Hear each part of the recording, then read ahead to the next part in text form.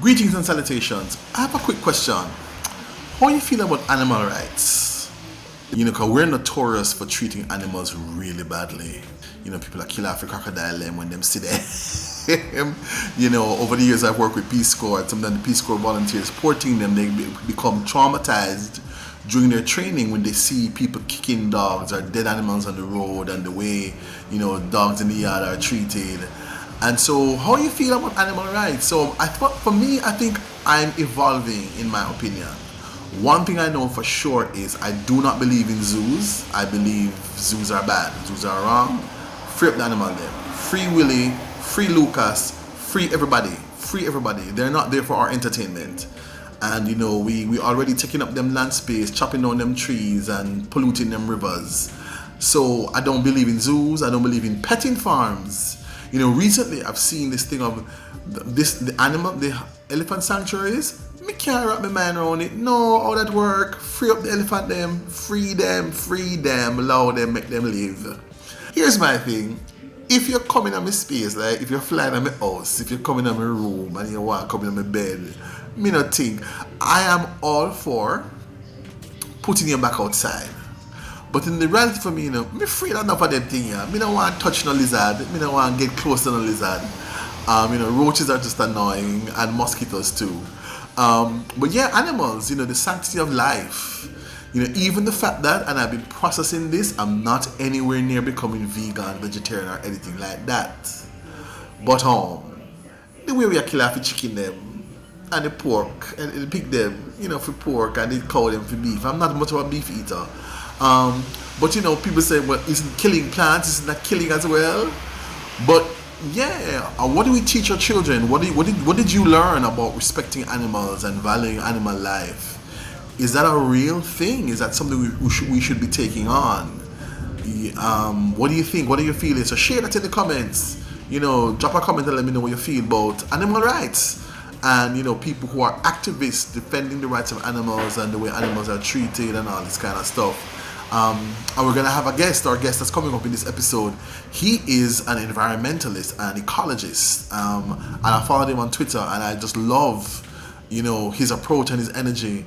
But me not tell a lie. Somebody think they were in touch and pick up on a show it. Not me. Better him than me. It were not to happen with me.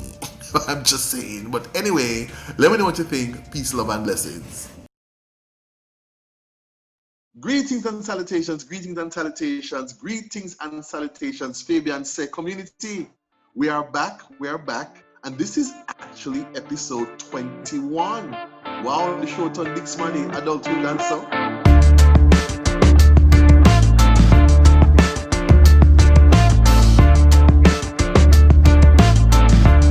Today's episode, and it's funny how the world and our lives have changed. The person I'm having on my show today, I've never met in person. I talk about flowers and plants and animals, and sometimes showing the most amazing pictures of amazing insects, animals. I think Fabian liked something and he responded, and sometimes he does these little surveys and asks questions. And I was just struck by not just the unusualness of what he was posting and his interest and clear passion for it, but his personality and energy.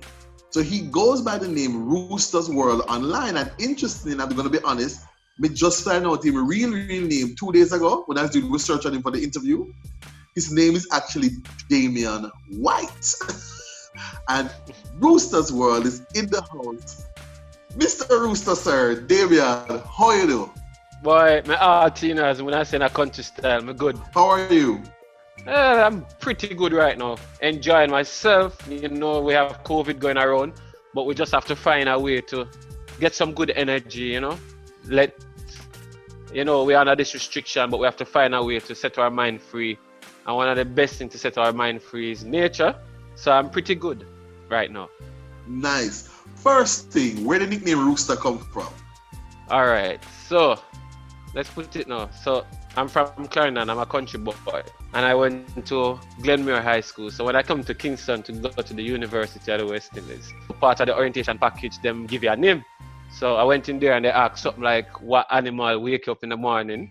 And I should tell you, all the holidays have some sexual connotation to it. So we won't get deep down. But it's from there I got that name Rooster. And it has stick to Okay. now. Even the principal still call me Rooster. So that's how the name Rooster came around. So you went to And that's Glenmuir. it just stick on me. Right. I went to Glenmuir. I'm from Clarendon. So I went to Glenmuir, and then from Right. Glenmuir I came to.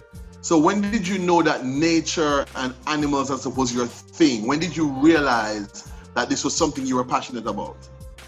Well, let's put it this way. My mother told me that when I was a little baby, I used to love going to the garden and pick the flowers and carry it to her and say pretty flowers. So she said after she had me, she didn't have a good flowers garden because every minute they spit me, they go in and go pop the flowers. So I would say from a tender age, and I normally used to grab lizard.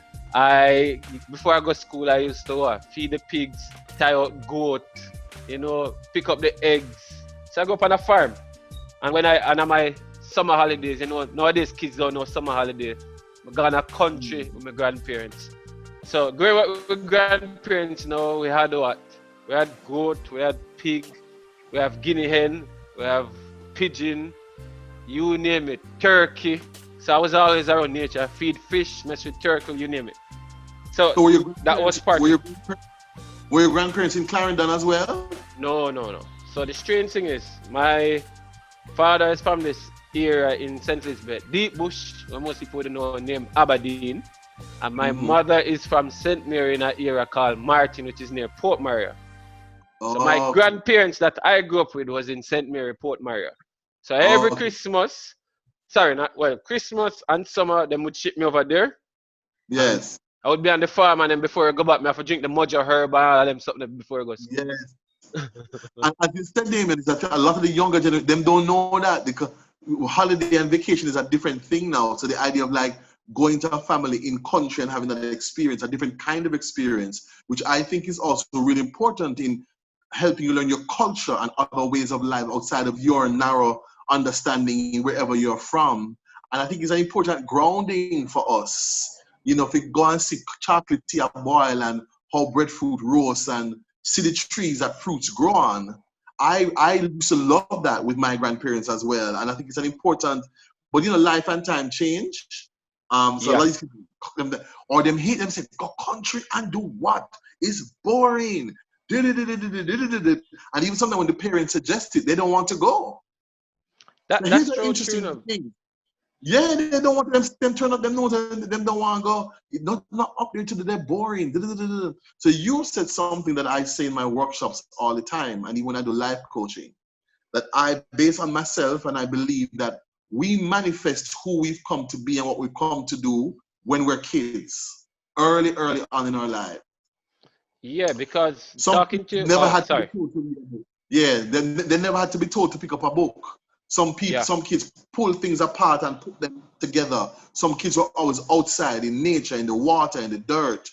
And sadly, sometimes as we grow up, we're talked out of what we come to do.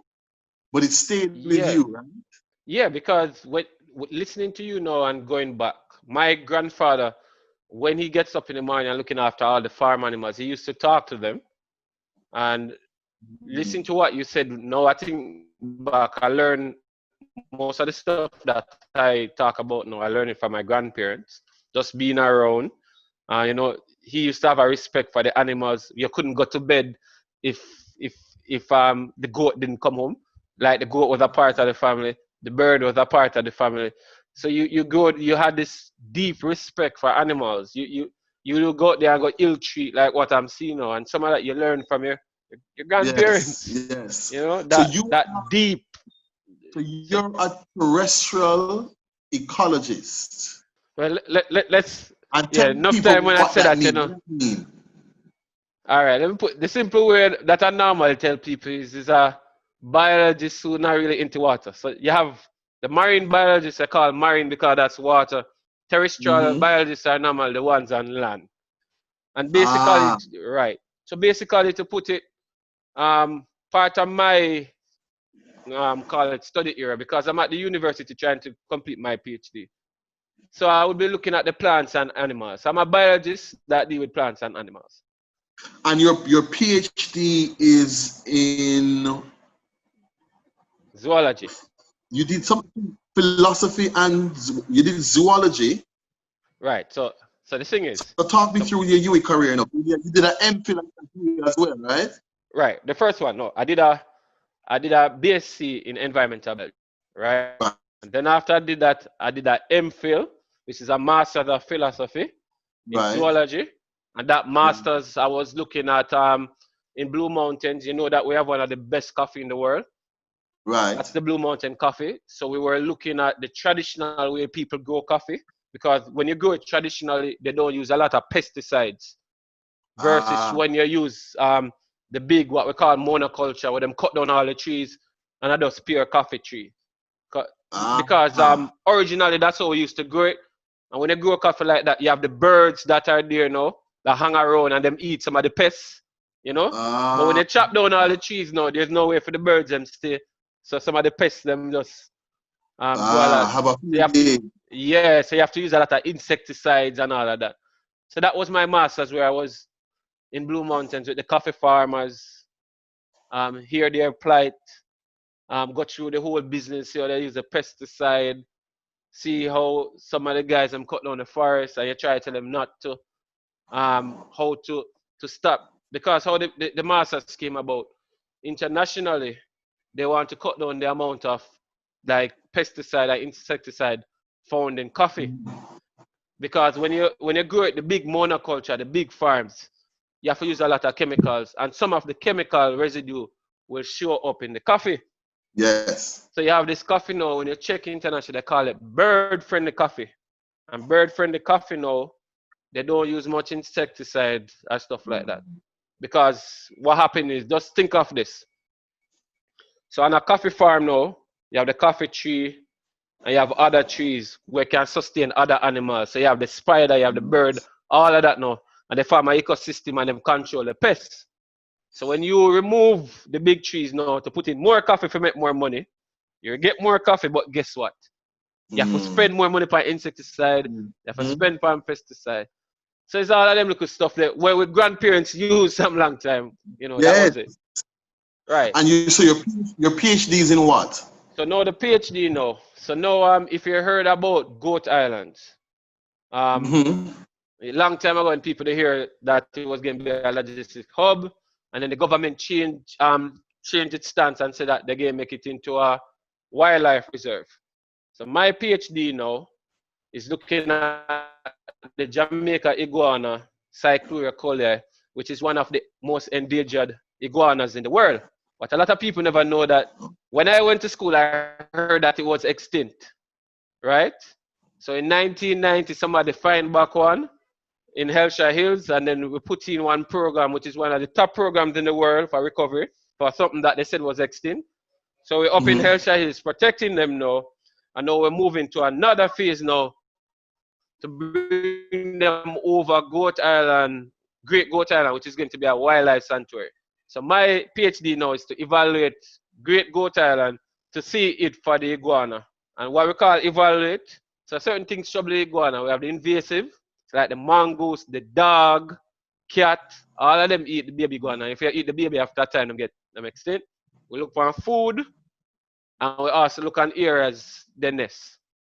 So they do something we call communal nesting. So all the female them go to one area, dig and lay their eggs. So we have to. So basically, we check Goat Island to see if it's a perfect home for the iguana. So that's my PhD. How is it going? It's going good enough, but the COVID kind of slowed up a number of things.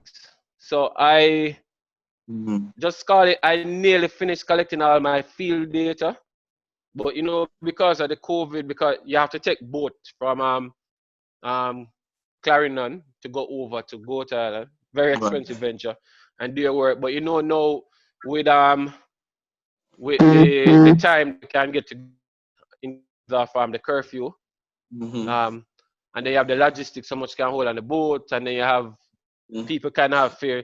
So all of that kind of slow down the whole logistics. But other than that, it has been going good.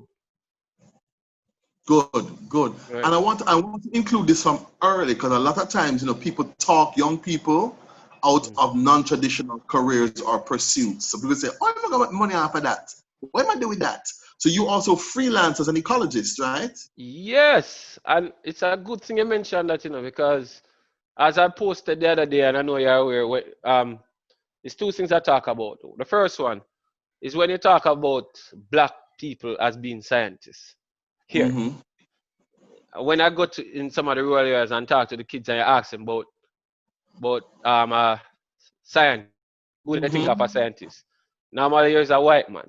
Yep. And if it's not a white man, and you say, boy, you know, because a colleague, Dr. Leo Douglas, who did a project similar, and they look at him and say, oh, I'm a foreigner. Yeah. So that kind of surprised me, but understand. Because when I was in high school, some of the stuff that I am doing, I wasn't aware. And I went to one of the traditional high school.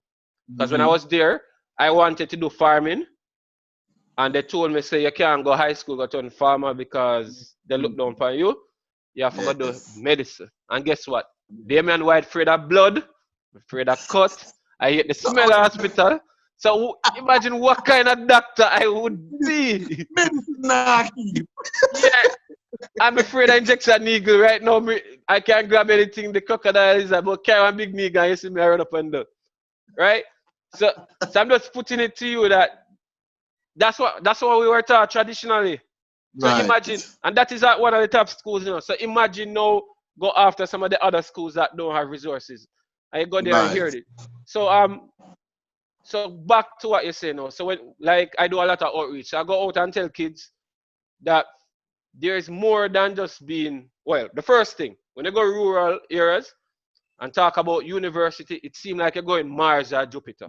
And then say, boy, you have to bright. I am not bright. I just do the work. You know, people think that you have to bright. For me, do the work. Well, you have some people who are gifted, and you have some of us who just have to do it. So the first thing you have to tell them that if I can do it, because I was one of them boys who hate the books. I don't like sit down. I like go up and play in the dirt, run on lizard, do bird. I remember when my neighbor tell my mother, but Mrs. Whyte, your son always down here run down animal. And in God University, come back and run down animal. I think he wouldn't change. So I was like, yeah. So back to the point where you did say a while ago, some of us, we pull up the refrigerator and put it back or the radio. I'm one of them who will mash it up. And some of us like the plants and some of us are that. So when I go there, I tell the kids, look, there's different professions. There's other things that can be other than lawyer, doctor, what's the next one? Policeman and teacher. So we go out and try to tell her. Sing now where your answer, where your question I always ask. So when I do something environmental now, I don't see us getting the big job. And I look and I tell them, if I did banking, I might be making 3, 4, or 5 times the money I'm doing if I went on some other professions. But one of them is peace of mind. You know? I like what I'm doing. The second thing is, yes, you will get jobs. If you check in and see how the world moving to now, everything is sustainable development and to the environment. So we're moving now, and if you check, no matter how you check it, the world is moving there. So there's a lot of different career. You don't have to be running up outside and doing the lizard. You have people, for example, stuff like we do, you have people who are outside collecting the data. You have people interpret it in labs. You have administrators. There's so many different things. Check one of the hotels now, they need an environmental person there. For their programs, when people come now, they want to see sea turtle hatching. They want to know that this one here protecting in terms of the light, the water that you do. They want to know about the less chemical. So there are a lot of jobs now. Compared to one of them. When I worked in the high schools, I taught at 2 high schools, and I used to say then, and I still say to the high schools, you have to broaden the conversation about career possibilities and find people and bring them in to talk about the wide scope of possibilities and also help the students figure out what they like and what they're good at. Because as you said, if you're doing that, part of half your journey is won because you love what you're doing. And then there's always a space for you. Because as you said, an ecologist, environmentalist, advisor, I'm sure you work with several organizations. Yes. And just your knowledge, because I'm sure you have several books inside you that at one day you might decide, let me write down what I know and what I've experienced firsthand.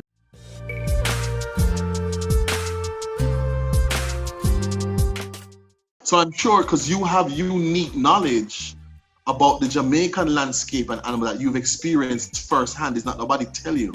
And so that is, an advice on a documentary, or you writing it down or whatever it is. Because there's so much, I guess any career that you follow, that you become an expert at, that you are passionate about, has legs on it, has possibilities.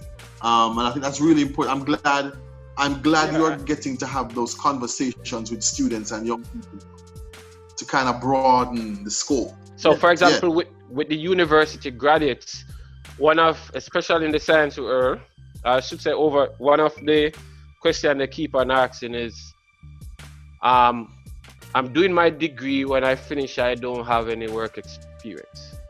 And I always tell them, for example, from I was at university, from the first year I reached there, I was involved with an NGO.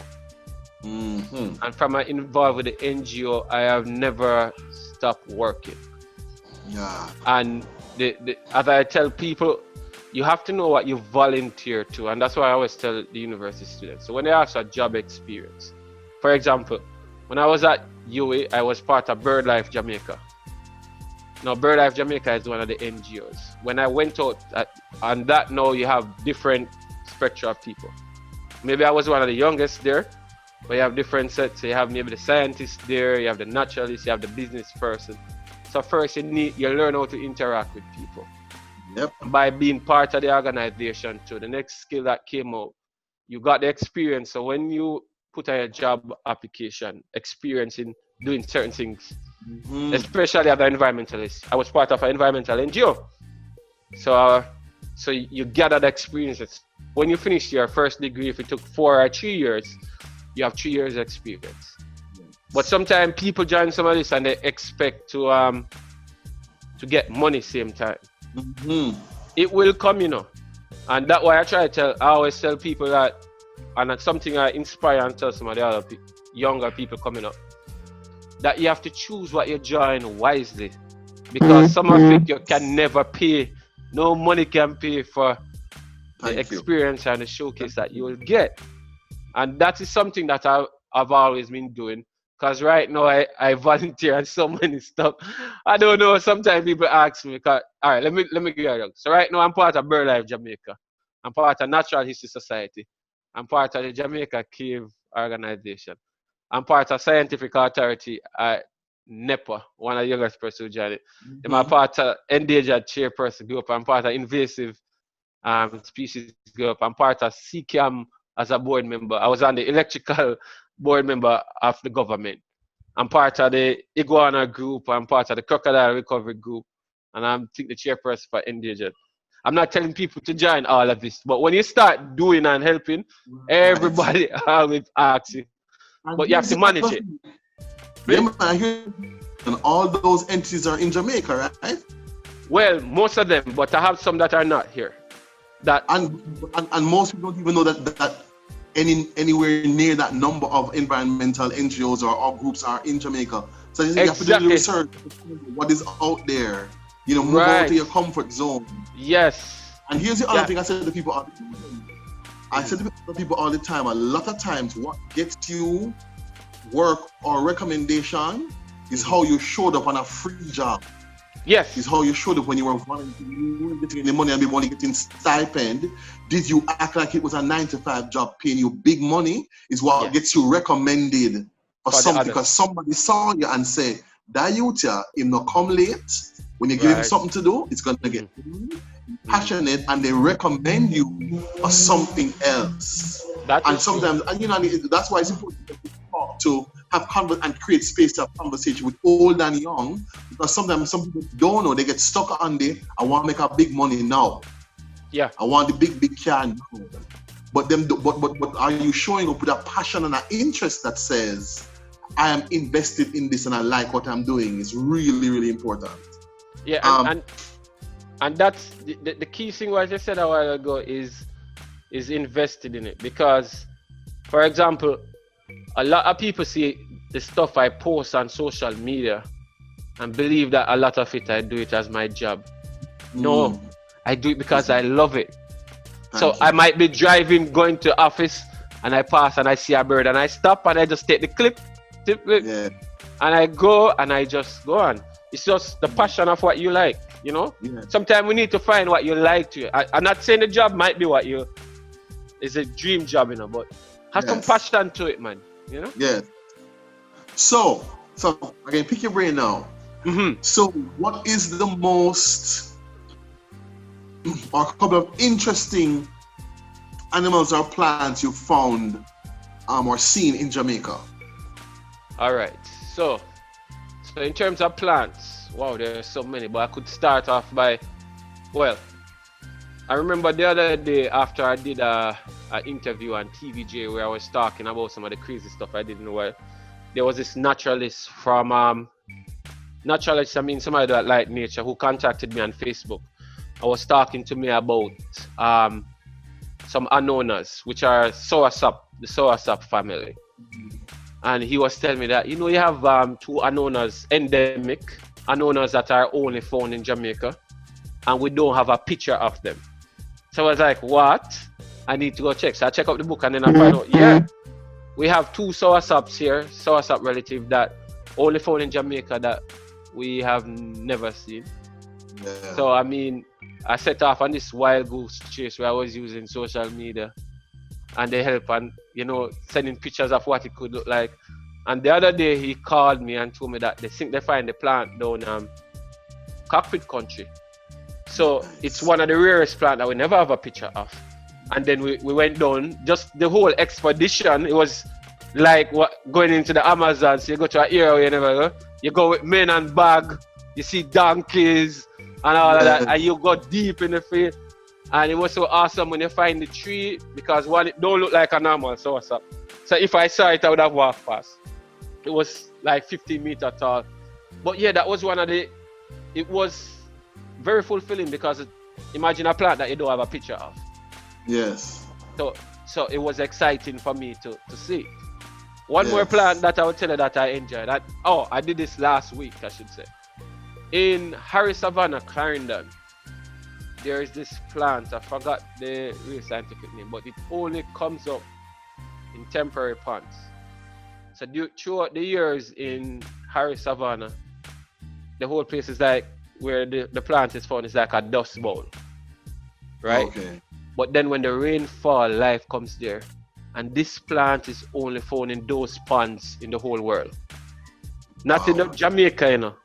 So we narrow from Jamaica to Clarendon to one set of ponds in Harry Savannah.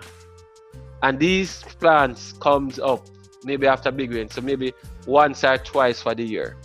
So I found that very exciting to go, you know.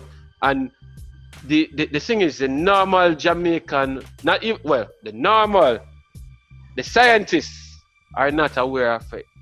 Yeah. And into some countries that like a gold mine.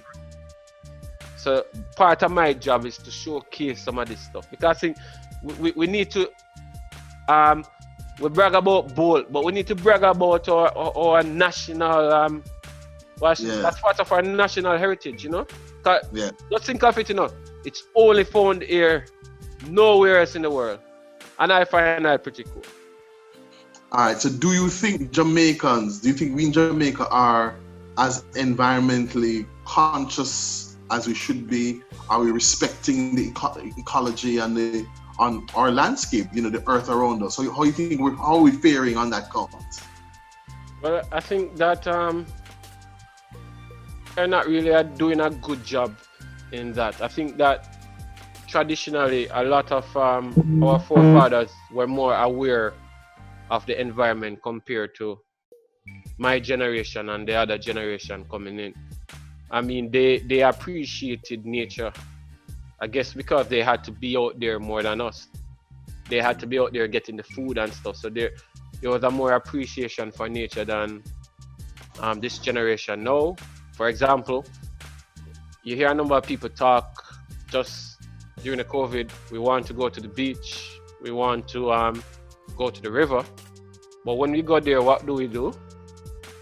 We chop down a number of the trees there, set up the party, and we leave all of this garbage.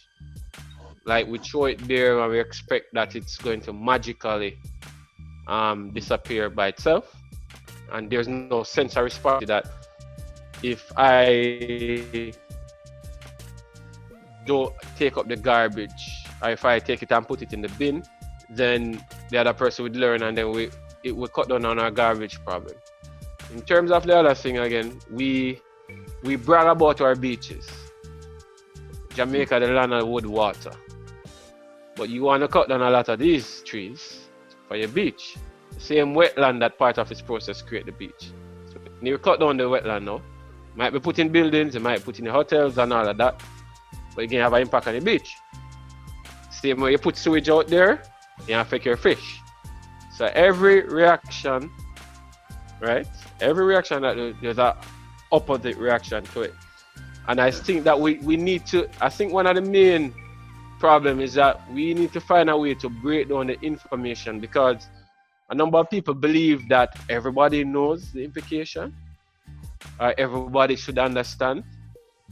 And I don't think everybody do understand. And I learned from that, from things that post on Twitter. And when you get back some of the feedbacks, you find out that people are not as aware as you think they are. Right. So we have to find a way of putting that message out, maybe through the schools, maybe even our popular people, through our like dancehall music, different media, to just tell some of the good things. Because if you love Jamaica, the land of wood and water, then you have to love the environment. In Kingston now we're complaining about drought, but when you look on the hillside, people cutting down the trees. So if you cut down all the trees and there's no there, when the rain falls, it just wash the soil and it goes straight to the sea. Just like I tell somebody the other day and was explaining, when we concretize most of the areas, put in a lot of concrete and asphalt, when the water comes, it just run off and go. It can't get down to the soil. But then you find out that a lot of people don't know these basic things. And before you say that, boy, you know, them disrespect the environment. Yeah, there's two sides to it. But we need to be more aware, because it is who we are, and it will affect our livelihoods. And trust me, no matter how much money you have, if all the vegetation, the concrete and all of that, no environment around, no trees, you get miserable. Yeah. So it's important. Yeah, and I think we have to find ways of using popular culture, you know, getting it in the classroom more, breaking it down so we can understand and connect the dots. That's the thing, big thing. Some people don't connect the dots because they just don't know. You know, outside of the really annoying people who throw the garbage out them car window. Yeah. And you know, sometimes you see people, there's a garbage bin 10 steps away from them, drop the thing on the ground. And sometimes when you're tackling them, say, well, what is street cleaner them are going to do? I'm like, really? And some of we're passing that on to our children, this attitude of, because I do work in high schools and I mentor at my alma mater, Calabar. And sometimes them say, but sir, it's not me, Troy. They say, but you're sitting in the dirt though. Yes. You are sitting in the village. So even though it's not you throw the patty bag on the ground, it's in your classroom. And I know some teachers who are really good with their classes, they have like a cleaning schedule where they get them buy a little broom. So in addition to what the ancillary staff might do, the class takes responsibility for keeping their environment clean and being environmentally conscious. And as I said, we need to advance that message and make it and normalize it in Jamaica. As I said, guess what? We're an island.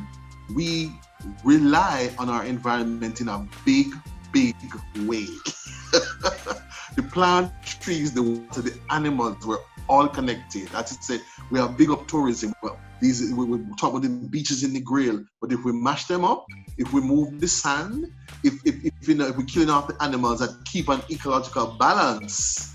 You know, so I love to tell the story of how, you know, they brought the mongoose here because there were too many snakes, and the mongoose was so effective that it killed off all the snake them and then started to eat the chickens because it was hungry. And which is why, as you know, we have very few indigenous snakes here, because the mongoose was so effective, because you're bringing an animal to shift the ecological balance, because the snakes were bothering the humans.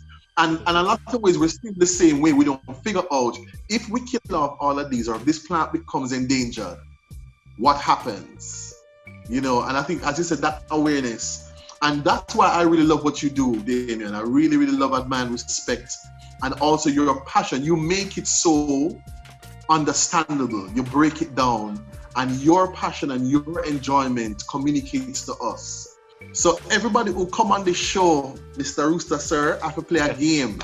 All right. So you get to pick the game you want. So your options are, we have one called Rapid Fire, which is I say some words and you say what comes to mind right away. Mm-hmm. We have a spelling quiz, which nobody has ever chosen. We have one called Mix Up and Blender that asks some kind of semi-risky and personal questions. There's one called Make Me Ask You Something, which is a tamer version of the Mix Up and Blender. And the last option is Jamaican Trivia.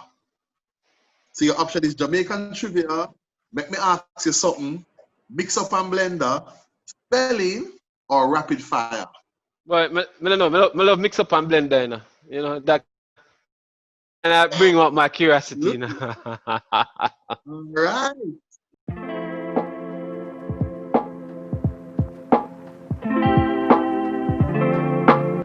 All right, so here we go, sir. So your first Mix Up and Blender question is, have you ever shoplifted? Let me see. Yeah. Yes, you have. Yeah, man. Buy something. Second question is, do you remember and want to share what age you lost your virginity? Boy, I can't remember that, you know. No, man. I'm trying to remember. Maybe it was what? 6 farm or can't. That one I have to think about. Flunk that one. Next question. Have you ever cheated on somebody you've been dating or been in a relationship with? Yeah. Yes. What was the last? Do you remember the last lie you told? A while ago. When I said I never cheated in my head. Have you ever watched a movie or a cartoon where there was a villain that you really liked? Even though they were the bad guy, the bad person, but you really liked them? Yes. Which one? I like the Joker. Oh, and my favorite is Darth Vader. I wanted to be Darth Vader. Yeah, I love Darth Vader. Yeah, Darth Vader. I'm a Darth Vader fan.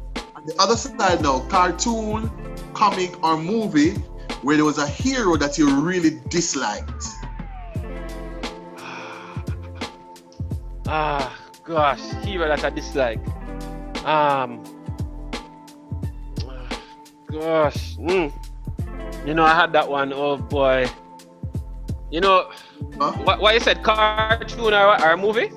Cartoon, comic, movie. All right. You know, Steven Seagal. In most of his movies, I really wanted somebody to kick him, to beat the hell out of him. You know, he was like nobody can never beat him. It just get me upset, you know. Yeah, I would want Steven Seagal to get a good ass whoop, get good whooping. Last one is, can you remember, was there a childhood prank or really rude deed that you did that you can remember, whether you got caught or not? Was something in childhood, a prank, something rude, something out of order, or maybe something that got somebody else as a child that you can remember? Boy, I did something to that I can't remember. I'm trying to find one that was, that if I thought my brother or sister could beat me up. Boy. I just trying to remember if it was one of my neighbors who afraid of lizard. And for my childhood prank, I would just put the lizard in the room. I can't go too far. But I did that one, yeah. Put them in the room, you know. And listen to the screaming and you know. Oh, and I also remember another one that I did. Oh, this one was on Hall. So you had some ladies there that they would run outside if they buck up a frog or a lizard in the bathroom. And I remember this lovely lady ran out and I had to be the prince and carry a towel that she ran out of the bathroom.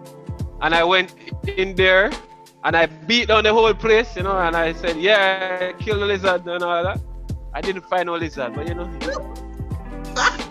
And I said, yeah, the lizard is up. And then she went in, and an hour after she came back out screaming, you know. I never did it for the fun part of it, but, you know, I was saving the lizard.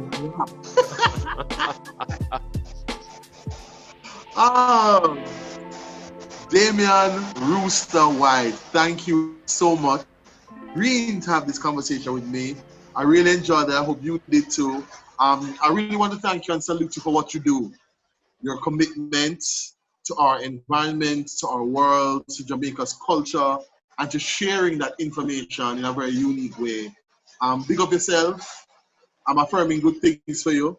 Blessings, boss. Blessings, Yeah, blessings. and I want to tell you again, Fabian, thanks for inviting me. I like to do things like this for our locals and even Caribbean people. I believe we have the potential to do a lot of world-class shows here. And I mean, for example, I'm starting, I see what you're doing, and I know following what you're doing. And I want to say thumbs up to that. And this is a good way of showcasing other people like me, because, for example, I have some friends who are forensic entomologists that enough people don't know about, that are with the crime thing where them use the insect to tell when a crime.